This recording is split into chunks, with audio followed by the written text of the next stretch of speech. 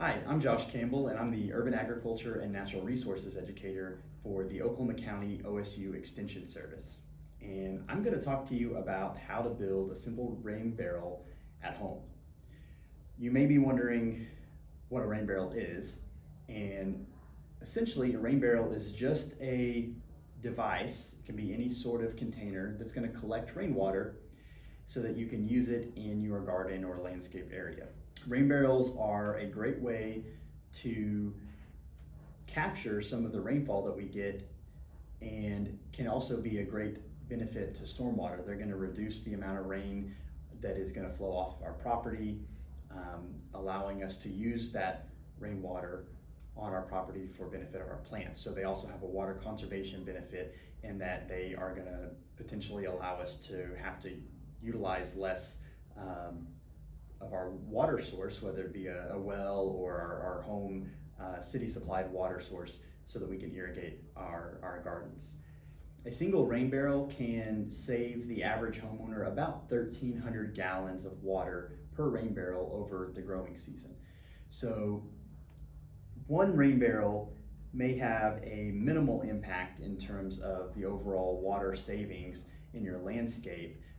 If you think about a few of these dotted across a landscape, it can add up to a significant amount of water savings in a season. When you're building a rain barrel, you need to identify the area that you're going to try to capture water off of. We call this the catchment area. The catchment area is typically just the roof of your house. It may also be an outbuilding or a shed of some sort. And in my example today, I'm going to actually be attaching a rain barrel to the shed at our office facility here at the OSU Extension Center. You can capture 600 gallons of water every time you get a 1-inch rainfall for every 1,000 square feet of roof space. So 1,000 square feet of roof space, a 1-inch rainfall will give you about 600 gallons of water. So a small 40 to 80 gallon rain barrel is going to quickly fill up in just a very, very small amount of rain. So utilizing the water from your rain barrel frequently will be important. As soon as it fills up, it's important to think about how you might utilize that in your landscape so that you can take advantage of that water and have it empty to collect water the next time. When you're building a rain barrel, you really have to think about 3 things. I mentioned the catchment area, so you're thinking about where the water you're collecting is going to come from, generally off the roof of a house or a shed of some sort. Then there's the conveyance system, and that is simply how you're going to get water from that roof into your rain barrel. Typically that is by tying into the home gutter. So if you have guttering on your house, you can easily, using a kit like this, tie into that guttering, and that will allow you to get that water into your rain barrel. We call that the conveyance system. Then you have to think about your storage tank. That is the rain barrel itself. It can be as simple as a plastic trash can that you buy at the hardware store, or it can be something more sophisticated, a product that was designed specifically to be a rain barrel that you purchase at a garden center or something like that. Any catchment container can serve as a rain barrel. And then from there, we'll talk about how to utilize that water in your landscape.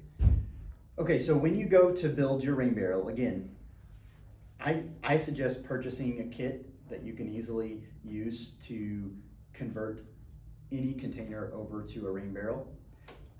You'll need a few supplies. This kit that I bought here comes with the flexible tubing, which will connect into the guttering and transport water from our guttering into our rain barrel. So it comes with all the fittings that we need, as well as a spigot and things so that you can utilize a garden hose on it in your garden, and all of the drill bits that we'll need to tap into the guttering. You'll need a cordless drill of some sort. You will need a screwdriver, a Phillips screwdriver, to tie in the fittings into your guttering. Also, when you put together a rain barrel, the higher you can get it off the ground, the more pressure you're going to get in order to get that water where you want it in your landscape. So ideally, you're going to have it at least a foot or greater, probably 2 or even 3 feet off the ground, to give you enough pressure to give you to get your water in around your landscape where you would want it. With about 2 foot of elevation, you could easily tie in soaker hoses and drip irrigation and things of that nature to utilize in your landscape. In order to make sure you have a good base, an elevated base for your rain barrel, it's a good thing to use a level, so you'll need a level. And then of course, gloves for working out in the landscape. You're gonna wanna make sure that you have a nice level pad for the rain barrel. It can be as simple as some concrete blocks. You can build a wooden frame, whatever that looks like for you. Make sure you have a nice level footing to give some elevation to that rain barrel so that you get the pressure that you need. This is where you would use that level. You can just make sure that you have a level site for your rain barrel. All right, so if you buy a kit like this, it's gonna come with all the bits that you need to do this, including different size bits for each of the holes you'll need to make for the different fittings. For the connection to our guttering, I'm going to use the largest bit piece here.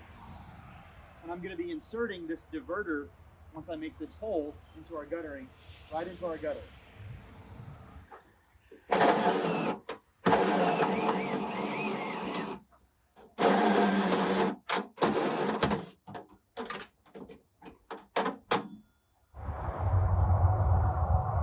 Now that we've made this hole, I'm going to take this fitting here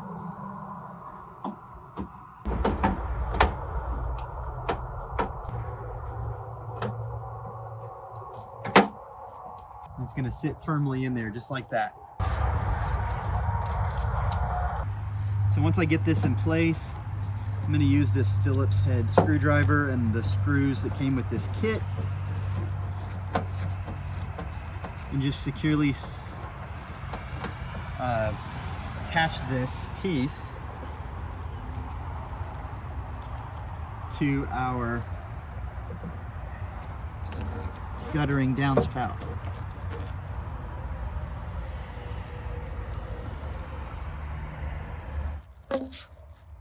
You want to make sure that the tubing that connects the rain barrel to your guttering is about level, or maybe just a little bit under level from the guttering to the rain barrel.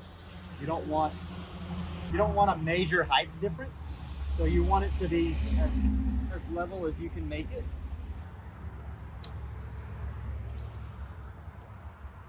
And then we can decide where we want to make the hole in our barrel.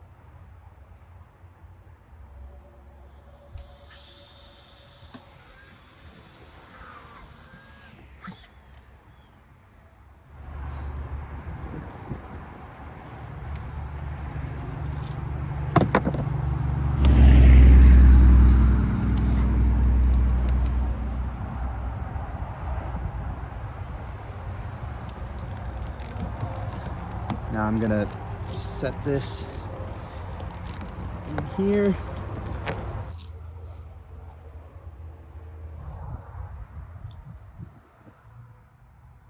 The next thing you're gonna do is determine where you want to place the spigot using the smallest bit that's provided in your kit.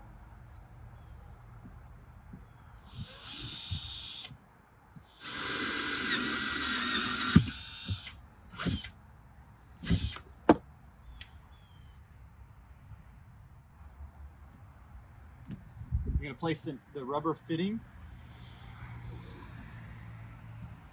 down in to the hole that you just drilled. Once you've got your threaded fitting in that hole that you just drilled, you will attach your spigot. If you'd like to, you could use some plumber's tape here to give a tighter seal. Not necessary, but certainly could be an added approach.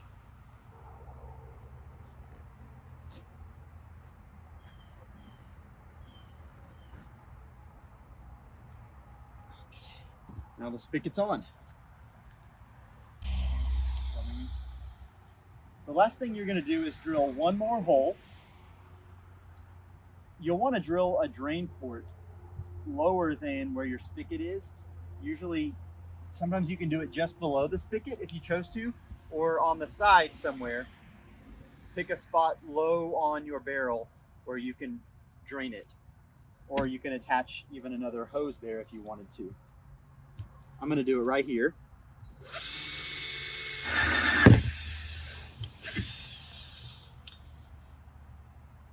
Again, you'll take the fitting that they provide you and you'll place it here. The last thing you're going to do is drill one more hole. You'll want to drill a drain port lower than where your spigot is. Usually, sometimes you can do it just below the spigot if you chose to, or on the side somewhere. Pick a spot low on your barrel where you can drain it, or you can attach even another hose there if you wanted to. I'm going to do it right here.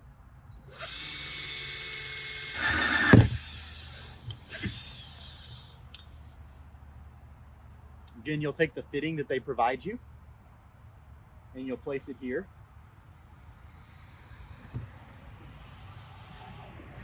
After drilling this last hole, which is a drain port or it could be another connection for a hose, you'll place that capped fitting.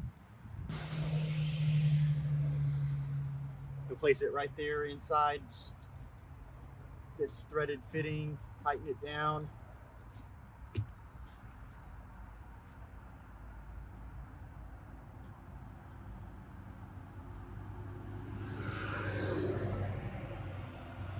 Now you have a place to drain the rain barrel.